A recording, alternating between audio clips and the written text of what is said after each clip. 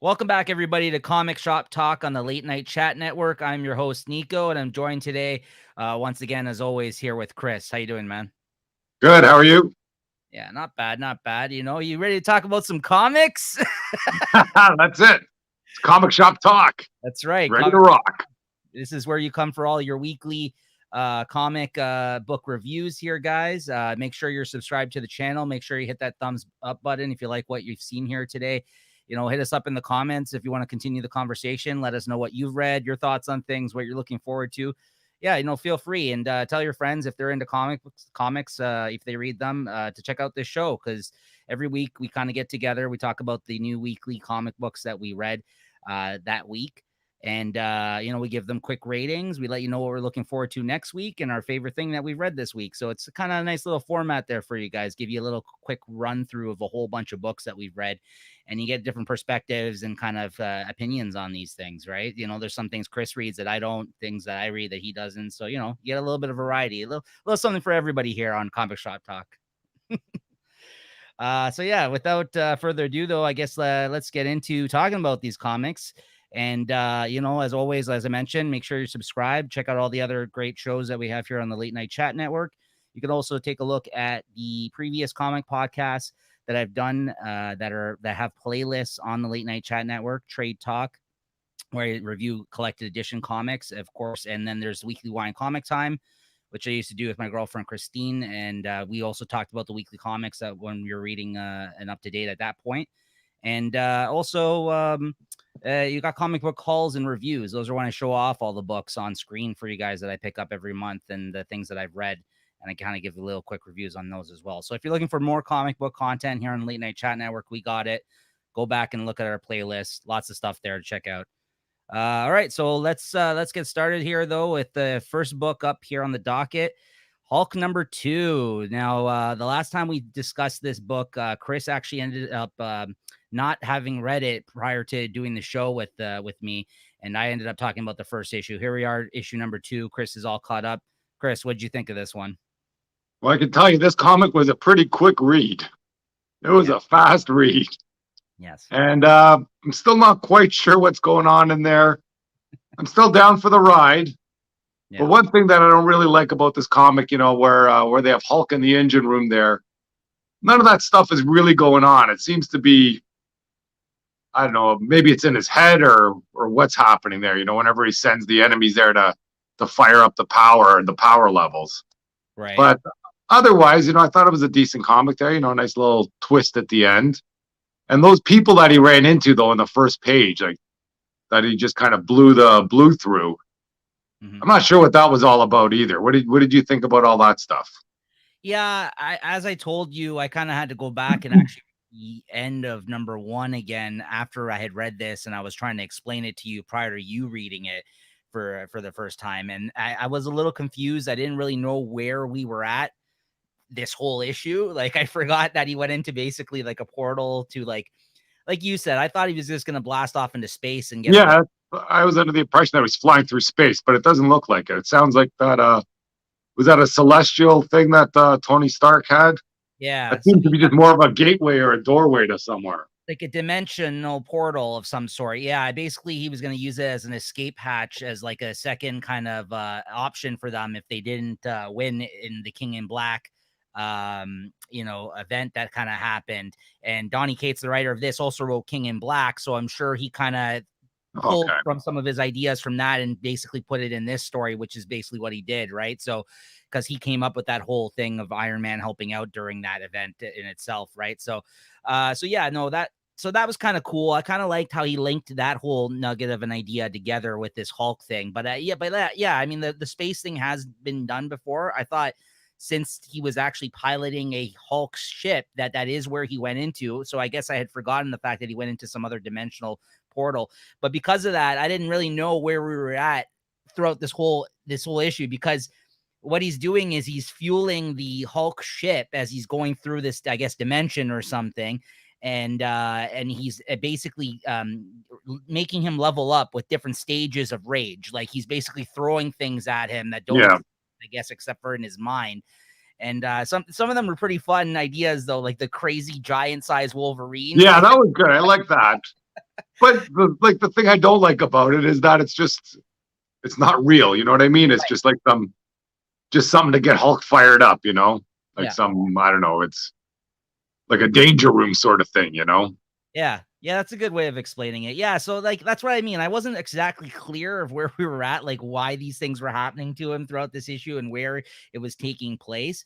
And it sure did read quick. You're absolutely right about that. But in a way, I'm kind of getting what I've asked for when I first reviewed the first issue was like I wanted to smash him up Hulk adventure story. Like there is a little bit of kind of an interesting sci-fi kind of aspect to this as well, but it also is him basically smashing the shit out of whether they exist or not in his brain or whatever was happening in this issue. But yeah, he basically, this is the reason it read so fast, everybody, is because he just basically kicked ass throughout this whole issue. And it kind of like ended on an interesting note. And the art is great though. The art is great. Like I would give the art a 5 in this issue, and maybe the story maybe a 3, honestly, like because like the art is what is awesome in this book. Yeah, it's a good looking comic, big panels, everything going on in there. You know, the cover, that's a pretty sweet cover there too.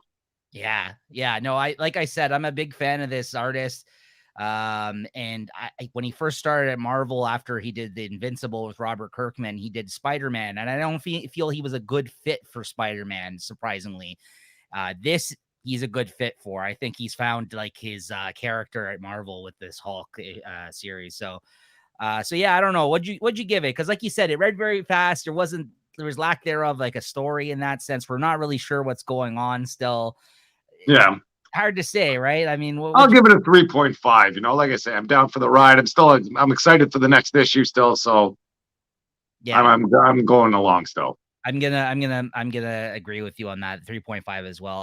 And that's mostly, I think, based off the art for me, because if it was just based on the story in this, you know, that's like a 2.5. Yeah. Story the story's a 2.5 for me, easy. Yeah. So I'll give it a 3.5 overall, though. Like you said, I'm still invested as well, and I'm interested to see what's going to happen. But he better kind of start unfolding a little bit more of this storyline, I think. Like as much as I at least see where it's going. It's a couple issues now, and he's still floating around, you know. I don't know. As much as I you know, as much as I want to smash him up Hulk comic, because I do, right? I also, you can't just start interesting ideas like this up, like the nugget of these kind of like more complex ideas of things and not flesh them out, right? Like they have like isn't Betsy Ross there floating around in his head too? But that's just like an imagination. It's not really her there either. No, that's right. You gotta see this guy talking to some real people first soon. So like he could just be sitting in a chair, you know, at the end of this run. Hulk could be just sitting in a chair and he's gonna wake up and go, wow, what a dream. Yeah. You know, when that scene happened, I thought that to myself. I'm like, since when is she Betty there? I was just like, oh yeah, that's right. I'm like, she's not. This is just him. Yeah. That's like his conscience talking to him or something. To him to basically like motivate him, it seemed like, of some sort. Yeah, he's got a lot of demons. I mean, this is the Hulk, right? He's got a lot of shit going on up in his head, right? But like, you know, one thing he made very clear is he's had enough of the human race once again. Like he's just like guys, right? He's like, I need to protect myself from you guys, like, and essentially the other way around as well, like me from you, you from me. Like he just kind of is like, I can't deal with you guys right now. That's why he kind of like off in that thing to begin with. So yeah, no, it was a decent issue for sure. So all right, well, that's Hulk. Next up, we got Robin Batman number 2 of 3. This is the second issue at a 3, oversized as well, I believe. And I think this might be a DC Black Label book. It might be. If not, it's definitely, you know, it's definitely, I think, a story that they're telling that's not necessarily in continuity, but it's a different perspective on the whole Robin and Batman relationship. Dick Grayson Robin, of course, back when he was a Robin with Batman. What'd you think of the second issue here, Chris? I remember this was also a late pickup for you after I talked about the first issue on the show. Yeah, this issue kind of, or the story keeps on kind of surprising me, you know. This one is the art in this is once again really. Sorry, maybe I didn't talk about it on the show, actually. I'm not sure. I think you're right, but sorry to interrupt. Go ahead. Yeah, no, but the art of this is, you know, it's not really comic booky, but it's still really, really good. I don't know. I want to come up with some better words to describe it, but I think it's like some watercolor stuff there. So it gives it a really unique feel, you know, kind of does make it feel like it's in the past. And then just all the characters that kind of popped up there, you know, I think Batman takes Robin up to the Justice League satellite there, and you see some cameos from like Superman, Batman, or I mean Superman, Wonder Woman for his birthday. And then, yeah, it's his birthday. Well, I guess it was his birthday or a secret mission. I don't know what, but that was a good. I don't even want to talk about that there, but that was a good scene near the end of the comic. No, because I think that made a hell of a lot of difference for my opinion overall for this issue. That there was a nice little swerve in this is all I'll say about that, but something which makes perfect sense and maybe some people would expect, but I didn't see coming whatsoever. I quite frankly, I don't know about you, but I was like, ooh, that's interesting. Actually, I like. Well, that did change the whole tone of the comic, because I guess once he's up there, he meets up with I don't know if this wouldn't be a spoiler, but where he meets up with Kid Flash and a bunch of all the other kids or younger sidekicks, and they have their adventures. You think, okay, yeah, blah, this is kind of fun, but at the end, the last few pages, Batman does some Batman things. Yeah. And I thought that was pretty good. What do you think about it? Oh, I love this. I love this series. I love the first issue. I couldn't remember if I talked about it on the show or not. I don't think I did. I think may have read it right before we started doing this show, and I told you about it, and you ended up picking it up after the fact. And yeah, I mean, yeah, the art's great. I love the art, like you said, the watercolor art that this artist does. These two have worked together on a lot of other things. They actually already have a next project that's announced. They've been doing more of the creator-owned projects over at Image lately. So the fact that they came back and did this kind of thing for DC, like a little kind of Batman miniseries, I really like that they kind of came and did that. Because that's the thing. Sometimes you lose out these great creators to creator-owned comics because this is where money is, I think, for them. A lot of the times these days, and they get to kind of have full control and then sell it to Hollywood and all this other stuff that they get to do as a result, right? So whenever you get like them coming back and doing something for the big two like this, it's always a lot of fun to see really good creators that work together for a long time kind of doing this kind of thing. So I love this. I mean, I love the tone of it. I love the art. I loved how Dick did get to be a kid for a moment, or for that one moment in time when he was with the kind of the new Teen Titans. Like, yeah, that's what I was gonna say. Kind of get a Teen Titan feel there. Yeah, absolutely. It was not formed obviously at this point in time, but they do all have their sidekicks and their wards, in Batman's case, up in the satellite with them, and I liked that, and I love how they wrote Alfred in this. I thought it's a great Alfred characterization of Alfred, and I love the swerve. I thought that was unexpected, but it makes perfect sense and is true to the Batman's character. And they keep going back and forth. They keep riding the line in this series so far of how much of a piece of shit he kind of is to the kid. No, it's true. In the first he catches him reading his journal, and then he feels like, you know what I mean? Like he has nothing to himself even. But Batman was so confused. He's like, I was trying to do something nice for you. Look at this costume I made you. And this one, he's like, well, listen, I was a little upset about that, but it is a pretty sick costume. He's like, this is a pretty cool looking costume. So, I'll try it on. Sure. Like, I forgive you kind of thing. Right. And then he move on. Yeah. Then he takes him up to to meet the Justice League, that's not bad.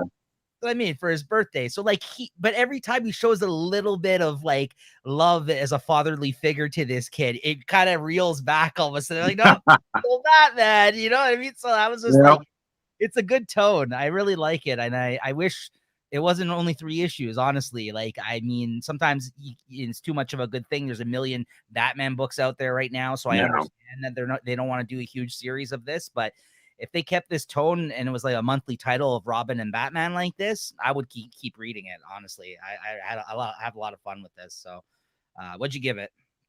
I give that an easy 4. I don't know, man. I think for me it's a 5. I loved this. Whoa, wow. You like to drop those 5s. What's that? I said you like to drop those 5s. I got to find a really good comic before I hit a first 5. I think you've yet to give one in 4 episodes. No 5s for me yet. So I got to find the right one. I usually drop about 1 or 2, depending on how much I really enjoyed something. And usually that's a good indication of what my favorite of the week's going to be, let's say. Right. But, I know that doesn't always mean that you have to give a 5 to the favorite of the week, but I did love this book. So there you go, guys. Robin and Batman number 2. All right, nice. Chris, get into Wolverine. Yeah, we got Wasteland Wolverine revisiting the old man world. before I get into the comic, first I got to talk about this cover here. It's a nice cover, looks good. But you know, they got they got a little Mount Rushmore of heroes here in the clouds. You got Captain America, Thor, Spiderman, and you know, a couple others there. I don't even know why they're in the cloud though, because none of them are in this stupid story. Like, you know, when you're buying these comics from like in solicitations 3 months ahead, ooh, wow, look at all those people in the cloud. This is gonna be fucking super awesome. It's just a cool cover, but anyways. My question was, what is Cyclops doing? Yeah. I don't know. I'm not a huge Cyclops fan. I know he's like a leader of the X-Men for a long time, and it makes sense, I guess, for Wolverine to have him up in the clouds, maybe. But yeah, I think they did mention Cyclops in the comic here a little bit. Okay, I just don't like that. But as for the comic itself, they kind of rehash all the Old Man Logan stuff. I've never read any of that, so that kind of helped me out figure out what's going on in this world. And from there, it's a bit of a Mandalorian sort of thing going on. Logan's hooked up with a baby Banner or a baby Hulk or something that he's carrying around through the wasteland, and then he just runs into some trouble. And the trouble ends up being it's a one shot, so there's no kind of swerves at the end, no spoilers. It's just like a one story, starts, finishes. If you want to know the story, I don't know if it's spoiling it, but he runs into an Iron Man or a suit of armor of Iron Man that's made out of adamantium too. So, you know, he thinks he's just going to get up there, you know, and open them like a can opener. And then he finds out that the suit's made of adamantium too. So he's got to kind of struggle a bit to fight him. He does end up kind of busting through. And surprise, surprise, there's a secret character or a special character inside there. I don't know if we want to put a spoiler alert on it because it's a one shot. That is something I failed to mention at the start, guys. I got to get my rhythm down for this show clearly. So, guys, in order to talk about some of these books, sometimes we're going to have to choose to spoil these things for you. If you haven't read these books and you want to come back, read them, then come back and hear what we got to say, you can always do that as well. But yeah, sometimes to talk about these books and you know, and actually review them, we got to talk about what happened in the book. So yeah, I do want to hear, Chris, who is in it? Well, they got Bruce Banner inside this, or the head of Bruce Banner or something inside there. Yeah. And I suppose he was killed in the Old Man Logan series, but I guess not. He just came back, or he kind of explained it away that he had a plan B in effect the whole time. Because I guess Bruce Banner is a pretty smart guy too. Sure. And got a fire going on in my building here. Shit, this might not be good. But anyways, he takes care of business. And okay, I won't spoil the exact ending and the way he takes care of Bruce Banner. Bruce Banner's head is it's pretty evil, pretty sick. All right. What'd you give I'll give this a 3.5 easy. Nice. Well, here we got the fire alarm going with this hot issue of Iron Man or Captain America Iron Man. So hot. The fire department coming down here because this issue is so hot. But it is a pretty sweet cover. Like, yeah. Once again, this is what Alex Ross. I think he's yeah. He draws these characters, you know, a little bit grizzled, a little bit older. And that's pretty much the only reason I picked up this comic. And this is a comic from last week because my LCS didn't have it last week, but they had it there, so I just picked it up. And it's a great story, though. Got Captain America, Iron Man in there. I think they're tracking down. There's some ties to the New 51 or something, or not the New 51, the 51 states. I think it was something about the Civil War time, or where each state kind of made their own hero and they got trained by S.H.I.E.L.D. Some of those heroes broke away and they're doing their own thing. You know, I can't really spoil much. There's not much to spoil, but it's a good story. There's some good characters. You know, some good interaction with Iron Man and Captain America. You know, the art inside is pretty decent too. Attention! It's so good. But anyways, I'll go quickly through this. I'll give this 3.5. Nice. Good comic, good pickup, and I'm probably gonna pick up, you know, the rest of the series. It's a little limited run, I think, like 5 or 6 issues. I think I'm going to pick up the trade of this book, so I'm glad to hear you say that it's good. I'll have to continue to hear you talk about this one. I think I'm going to pick up the trade paperback when it comes out of this one. Yeah, I think the issue starts out sort of similar to one of the Iron Man movies where you got a younger Iron Man friggin' having a little dalliance with one of his lovely ladies that come back to haunt him maybe a few years down the road. All right. Anyway, so what have you been getting? All right, what do I got here? All right, so we're just gonna mute Chris for a second there, just because of the alarms. But we'll check back in at the end of me talking about these issues. Hear his thoughts if he has any as well. Any questions? First up, we got Savage Avengers number 27. This is the second last issue of the series. When this book started, I was like, this is either going to be like the best stupid fun thing ever, or it's going to be like just the plain stupidest book ever, because this was the Avengers team where once Marvel got the rights back for the Conan comics, that they were going to put Conan on an Avengers team. So at first, a lot of people kind of talked shit about it. They thought it was stupid.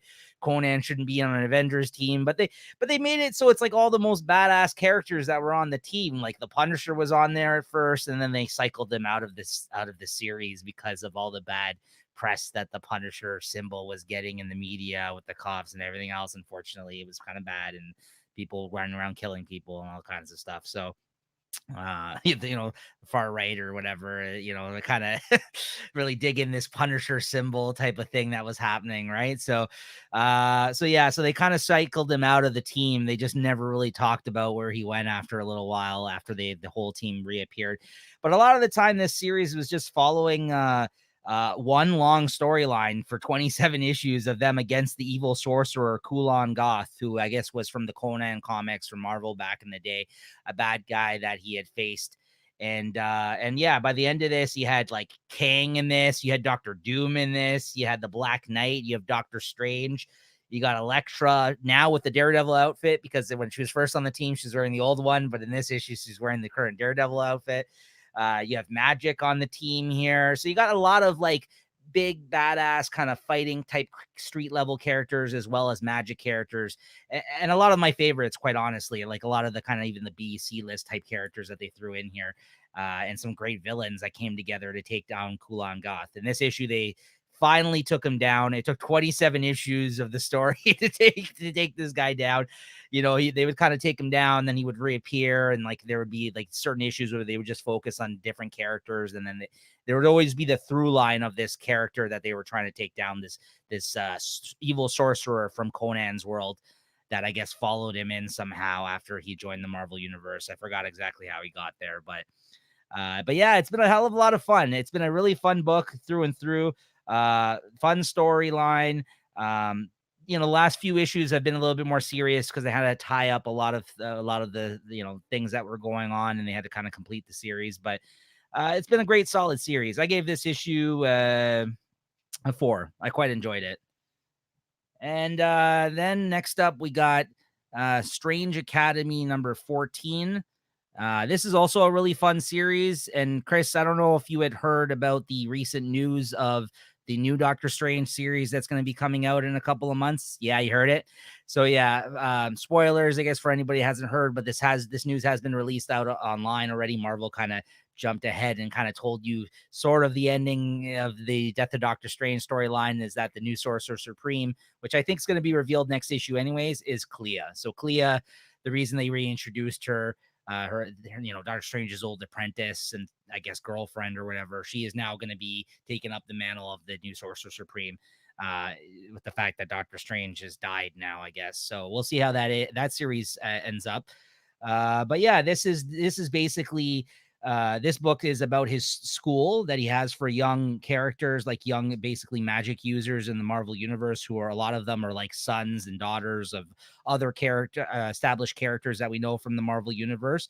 It's always had like a fun kind of, school aspect to it, with a bunch of young characters and a huge cast running around and just getting into trouble and learning things and good art, and just it's just, again, like another fun, lighthearted book. I know a lot of people were quick to kind of compare this to like a Harry Potter type of vibe just because it's kids at a magic school at the start of this, but no, it's rooted in the Marvel universe. It's with Marvel characters. There are things that you will recognize if you are a Marvel fan. So I wouldn't say it's anything like Harry Potter. Just the idea of people at a school using magic is the only thing that's the same there. But otherwise, it's been a hell of a lot of fun. I've really enjoyed this. And this particular issue, I gave a 3.5.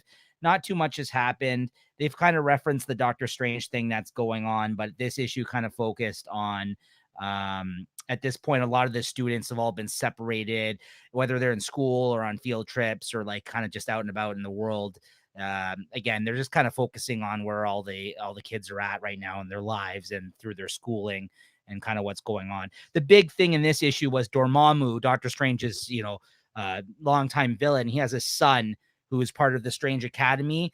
He has some sort of vision in this when they're doing time travel that basically lets him know that in the future he's going to be like a bad guy. Like he's going to follow in the footsteps of his father, Dormammu, which his whole time he doesn't want to go down that path, he's been saying.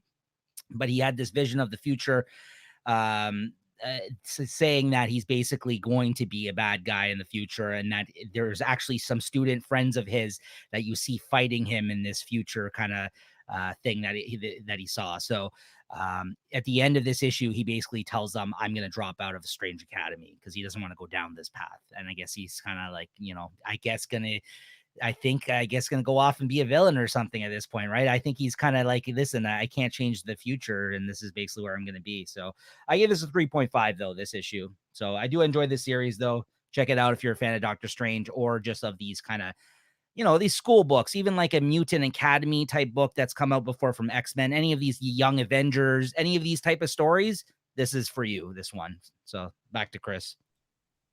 Okay. I think nice. The fire alarm might be over because I'm coming up with some cold comics. Spoiler alert. Yeah. But I have the reason I bought these next couple here is because I have been enjoying some of the X titles.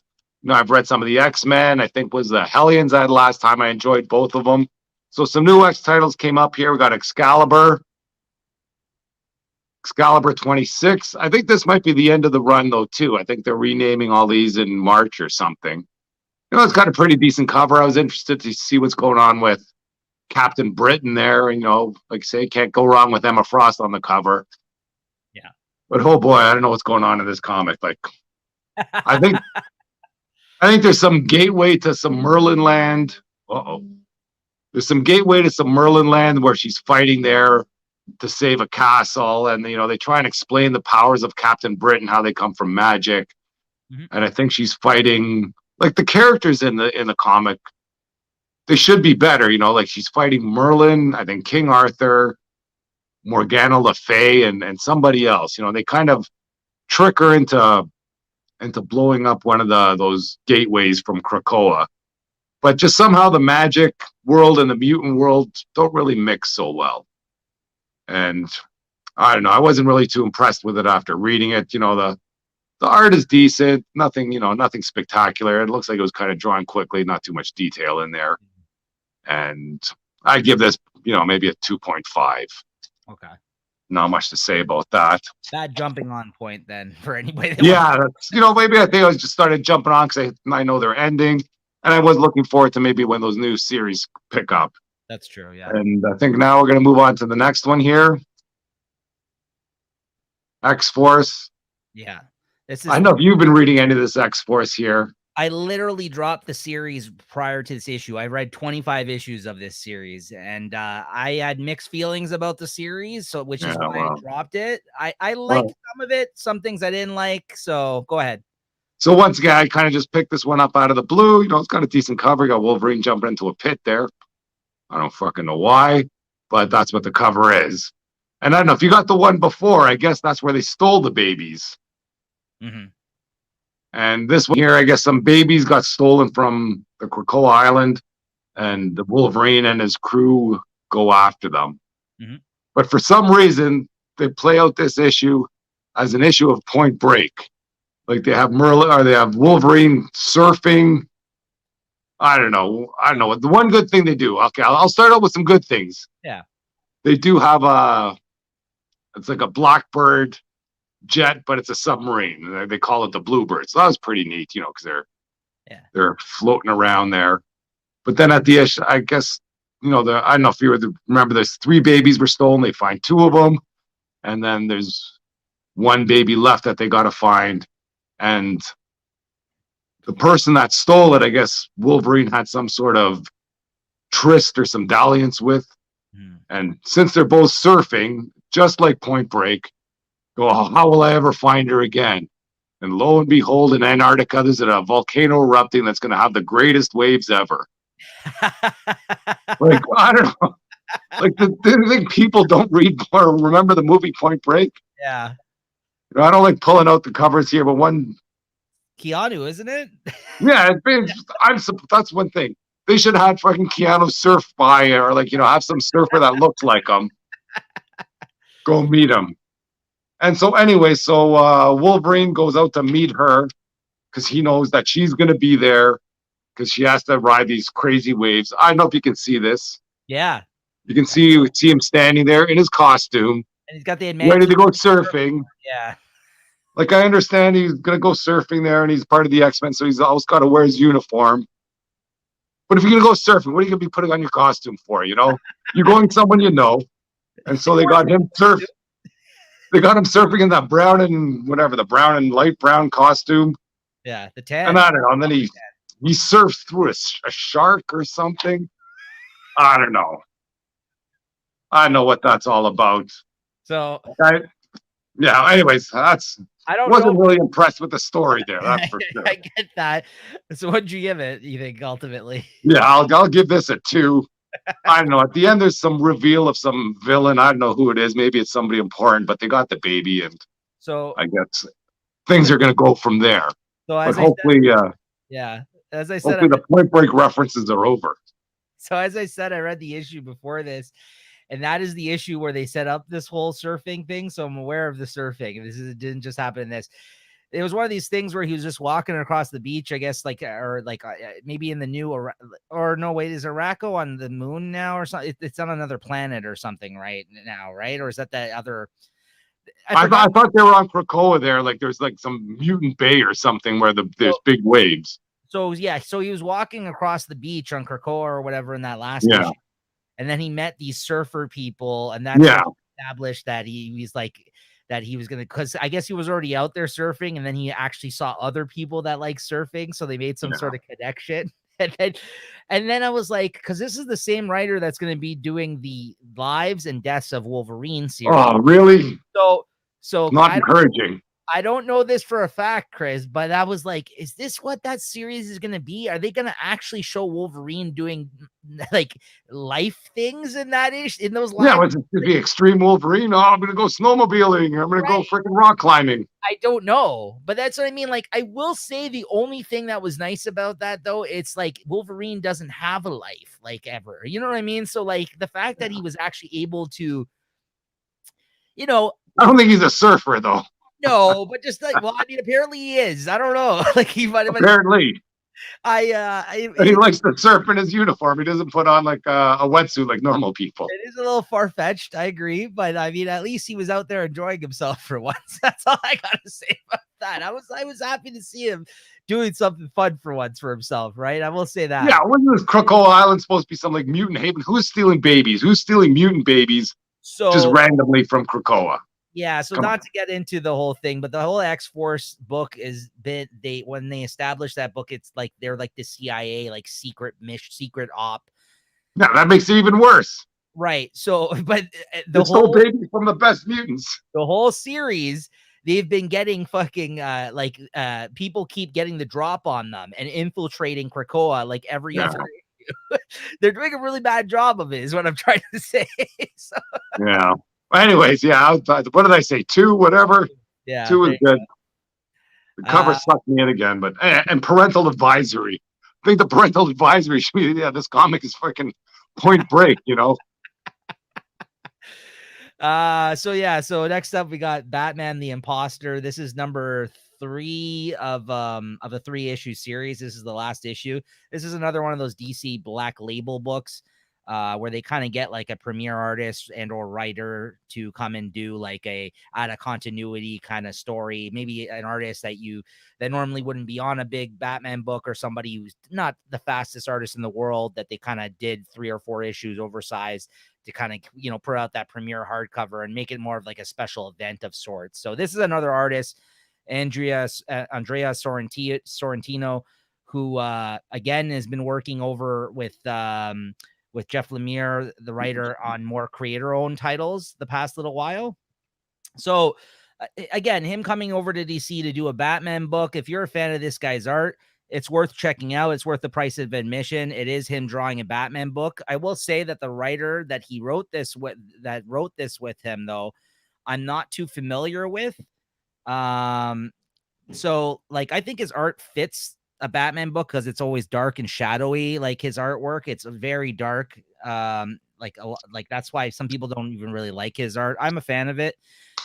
I think it works well for a Batman book, but the writer I've never heard of that wrote this series with him, so I'm not really sure. Apparently there's a director and screenwriter. So again, this is like a special project type thing that they leave open, these DC Black Label kind of books for a lot of these creators, right? It was okay. The name of this whole thing, The Impostor, there is somebody who was revealed at the end of this 3-issue series in this issue that's running around the city killing people, that's making it seem like it's Batman. And as a result, it causes a lot of problems with Batman and Bruce Wayne in his actual life as a result of this person running around acting like he's Batman, that he's killing people. And it causes a lot of issues for him, essentially. And that's what it boiled down to. The story was okay. The art is more of the highlight, I think. If you are a fan of the artist, I think it's worth checking out, but it's not like a memorable story at all, I would say. It's not like the best Batman story I've ever read or something like that. It's kind of like a footnote, if anything, I would say. So yeah, I gave this issue, I gave it a 3. Yeah, I like the art was good. It was an okay story, but it's going to be something that's forgettable, I think, in the long run, personally, for me. Next up, we got, so I'm just going to dump through a few issues here, guys, because at this point, I think me and Chris only got one other book that we both read that we're going to talk about. So I got a few Image comic releases that I'm going to get through here and talk about quickly for you guys. So these are going to be all Image books coming up now. So this is by Image Comics, Newburn #2. I was really excited for this series, written by Chip Zdarsky. Art by Jacob Phillips, who's the son of Sean Phillips that works with Ed Brubaker all the time, and I'm a huge fan of, and whose son's art is very similar to his, I would say. They write crime books, like crime noir books and stuff like of that nature. So this felt like Chip Zdarsky doing his best Brubaker kind of Sean Phillips book of some sort, it seemed like, as he's doing it with his son, and it kind of has a look and feel to it. And the premise is like, it's this Newburn guy is a dude who works for the mob, essentially. Like he goes and checks out crime scenes if mobs ever kind of go up against one another, and he acts like he mediates, kind of like trying to figure out if there's other mobs that are trying to frame other bad guy, like other mob families, trying to make it seem like they got the drop on one another, or if it was outright them going at one another. Like he kind of acts as the in-between and the families hire him. So it's an interesting kind of an idea. So say like whatever, there's one mob family, they got hit by another mob family. They hire this Newburn guy who shows up to the scene of the crime and somehow, as a private detective, works with the cops somewhat because he's a little bit outside the law. But they also know that he works for a mob family. So it's a whole kind of weird kind of line that he's kind of walking in this, where it's like some cops like him, some cops respect him, but they kind of like, they don't really want to mess with them because they know he works for mob families. And some are kind of like, get the fuck out of here. I don't want you anywhere near this crime scene. So he kind of has to, work outside of the law a little bit, working for these mob families. He gets paid a hell of a lot. And then at the end of the first issue, he met this girl at one of the crime scenes, this black female here. And he takes her under his wing and is trying to show her the ropes because he thinks that she would be a good person to work alongside him because he needs help doing what he does. And in this issue, by the end of it, she agrees to work with him, because at first she was kind of like, listen, I'm just gonna go and with you because you kind of interest me, but I'm not really too sure about this whole operation you got going here. But by the end of the issue, she kind of is impressed or interested enough in the job and the money that it's going to bring that she agrees to sign on to him, right? Because he promises to make her a rich woman, like he's going to pay her $100,000 a year or something to work with him. But that all being said, it all sounds very interesting, but this issue was a little bit of a letdown. And the first issue was better than this issue, and that issue was a little bit of a letdown. So what I'm trying to say is, so far, not as good as I really expected it to be. With this kind of interesting premise and the creative team involved in this, the writer and artist, this should be a hell of a lot better than it has been. And like, it just isn't hitting the mark for me every time I've read this so far. So I might be dropping it soon. We'll see. We'll see how the next issue is. I'm going to give it a little bit more rope for now. I gave it a 2.5. Honestly, I thought the first issue was better. And this one kind of moved the story along a little bit, but the first issue was a nice one and done kind of case that he did. And this, you still don't really know who the person is that did this crime by the end of this issue. And I was kind of like, how long are we going to stretch out this story for this time? Because it's literally him just showing up at one crime scene and then another crime scene, and that's the book, right? It's like kind of like a police procedural type of thing or something, right? So. So we'll see how long this stays interesting for, or how long they plan on doing it. Okay, next up, we got Jupiter's Legacy Requiem number 6. Mark Miller, as I mentioned, there was a Jupiter's Legacy show on Netflix that got canceled after the first season. I thought the season wasn't bad personally, but I guess it just didn't get the audience that it wanted, or it cost too much apparently to make, from what I had heard. So for whatever reason, that show's done at Netflix now. One season, one and done. And this is the third miniseries in this Jupiter's kind of legacy world. There was Jupiter's Legacy. Then they did a miniseries called Jupiter's Circle, which was a prequel, like in the past, before Jupiter's Legacy, explaining the characters. And then this Jupiter's Requiem, it's a time jump into the future. But it's been so long since the original miniseries came out, like years and years ago. I'm having a hard time remembering who all of these characters are. So I've kind of just been reading this out of like the necessity of like, I used to like this series a lot and I've been picking it up, but I can't tell you what the fuck is going on in this series. Quite honestly, like it's been, there's been a couple really solid issues so far, but I can't tell you who all the characters are anymore in this. Like I kind of lost the through line of like, who's this guy? How's this guy related to this guy? Like, and this is a different artist on this than the last series, and I don't like this artist as much on this series. So it's the weakest out of the 3 Jupiter's Legacy miniseries that have come out so far, and there's still 6 issues to go.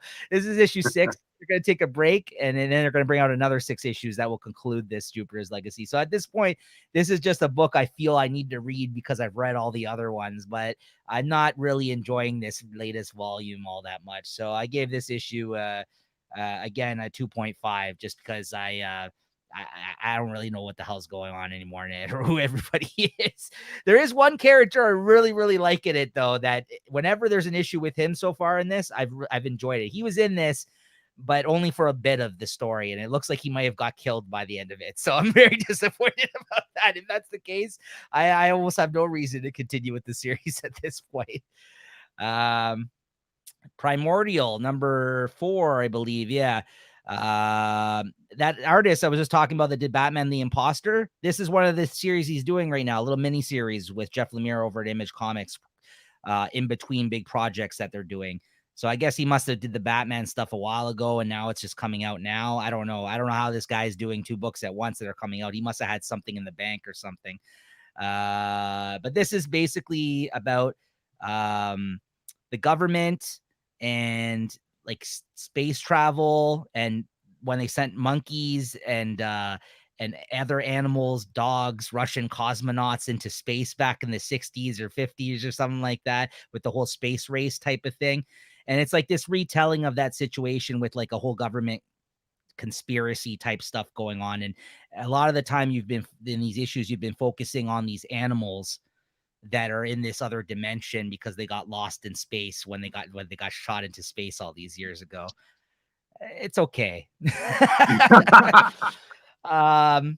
it's like almost like because they're in between projects, they're like, yeah, I got this little idea. I'm going to put out this 6-issue miniseries, but this isn't really all that fleshed out, this idea, nor is it, I think, worthy of a whole miniseries about it, to be honest with you.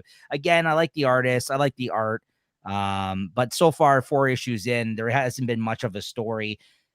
Half the time you're just spending looking at these animals like travel through space, and like you don't know what the hell is going on. You're like in other dimensions, and they're all talking to each other through like word balloon, like thought bubbles, because they're animals in spacesuits, right? So, Of course.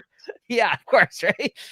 Oh man, I just sound like a doubter right now. I'm also gonna give this a 2.5. This miniseries has been just okay, honestly. Yeah, wow. It's coming off really badly. For comics. All right, so this one's actually by Dark Horse Comics. Here we go. I'm gonna bring it back up here. Mazebook number 4. This is great. This is fucking great. This is by Jeff Lemire. He's writing and drawing this. He is a writer and artist, and he's from Toronto. I'm a huge fan of him. He's the one who wrote Sweet Tooth, which has a show, a fantastic first season that's on Netflix and just got picked up for the second season. I'm a big fan of his. And this, he kind of does these more down to earth, like slice of life, family type of stories a lot of the time in his own creator-owned work where he writes and draws them. And this is no different. This is basically about a man who lost his daughter. She died, I guess, of a cancer or some sort of sickness years ago. And the reason it's called Mazebook is his daughter was obsessed with mazes. And then all of a sudden, one day he gets it in his head. He apparently hears the phone ring. He picks it up and he thinks that he hears his daughter talking to him on the other line, letting him know that she's stuck in the middle of the maze. And then he ended up getting a tattoo of this maze that he found in like a notebook of hers from back in the day that I guess she drew on his arm. And then all of a sudden, this guy, the whole time, you don't know if he's just going crazy or if his daughter is actually reaching out to him from beyond the grave and actually letting him know that she's stuck inside some sort of maze. And this guy's traveling through downtown Toronto. Like there's actually streets referenced in Toronto here in this, like they talk about Queen Street and all this other stuff. And he's trying to get to the center of this maze to find his missing daughter. So it's part mystery, part kind of like, you know what I mean? Like, is this real? What's going on? Part like kind of like, again, a story that's like about family and loss and all this kind of stuff. So really, really interesting read. His art may not be for everybody. It does look very rushed and kind of like scratchy and kind of sloppy at times. But it's just kind of, again, he does a lot of watercolor and a lot of kind of loose pencil work. So for some people, his art is an acquired taste. I'm a huge fan of it though.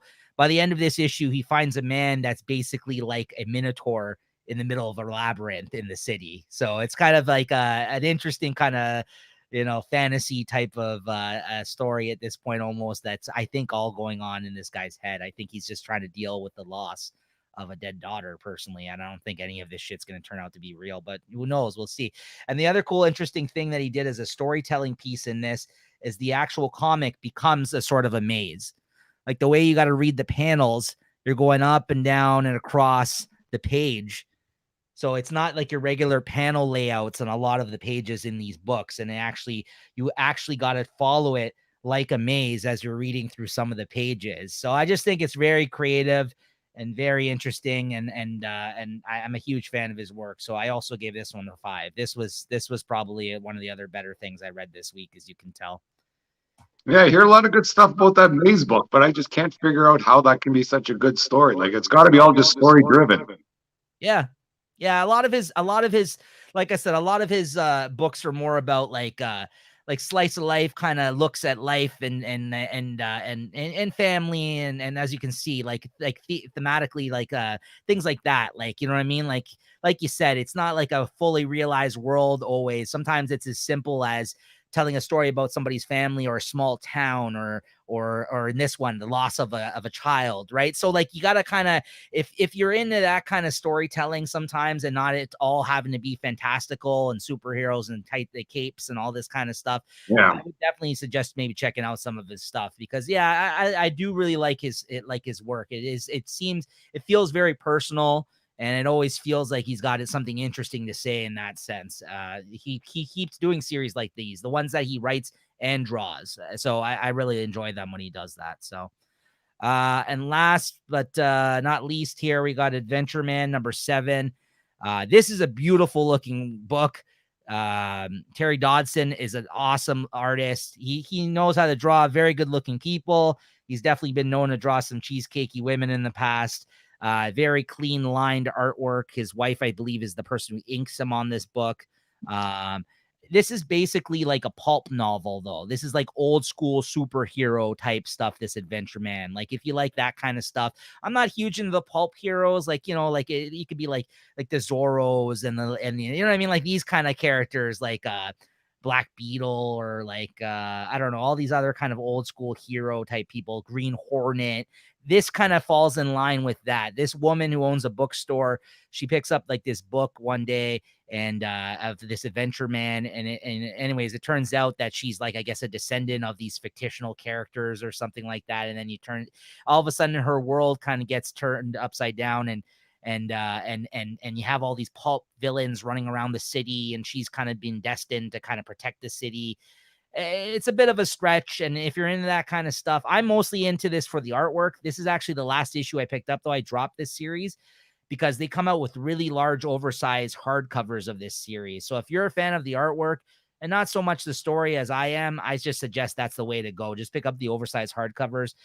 Reading this monthly or whenever it's come out so far, it's been okay, but I'm just more really into looking at this guy's artwork. So yeah, I gave this a 3. It was a solid issue, but it's not my favorite thing in the world. But the art, man, the art, very, very nice looking stuff. All right, so that's enough of me talking there. Sorry, Chris. A lot of books. No worries. So Chris, here you go. Amazing Spider-Man. Why don't you start us off there? There we go. Got what Amazing Spider-Man 81. I think Ben Reilly's someone I just love to hate. You know, like, I hate this comic, but I'll still read it and I'll go through it, and I like hating it, you know. I thought there'd be a big battle between Miles Morales and Ben Reilly.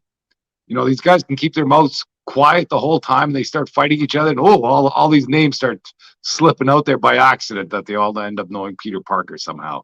It's one thing that was missing from this comic. There's nothing to do with Peter Parker.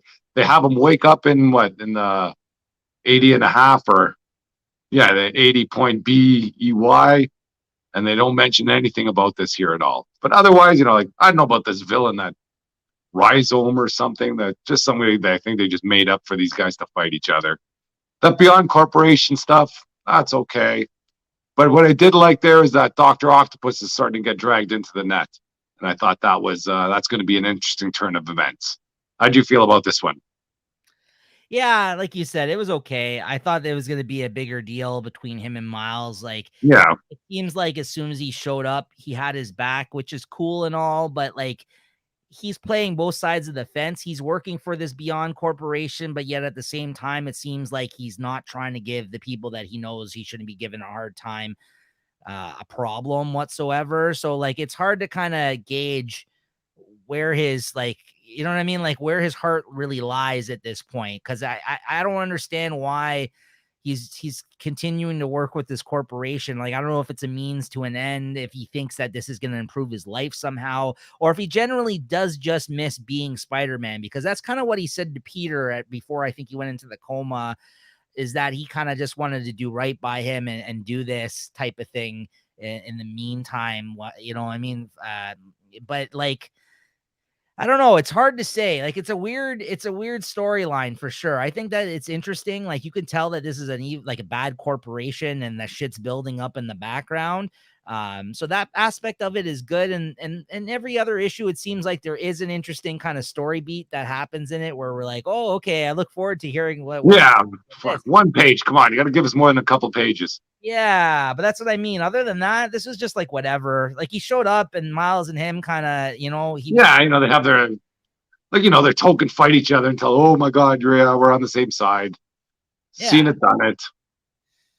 Yeah, I don't know if I like his new suit either, man. His new suit, Miles Morales. I don't know if I like this suit. I haven't been reading the main series in some time, so I hadn't seen this suit prior to now. But I don't know. It's kind of fucking ugly looking, to be honest with you. Like, the Like the colors, I guess, work, but the actual suit itself, like how it all kind of works together, like it doesn't look right. Like I think yeah, I don't know. It doesn't work for me, I think. But anyways, yeah, and then this tree guy, it's clear that they just made this fucking tree monster for them to fight, and they're trying to cause a rift or trying to cause issues, it seems like, with Ben Reilly and everybody. And yeah, I don't know.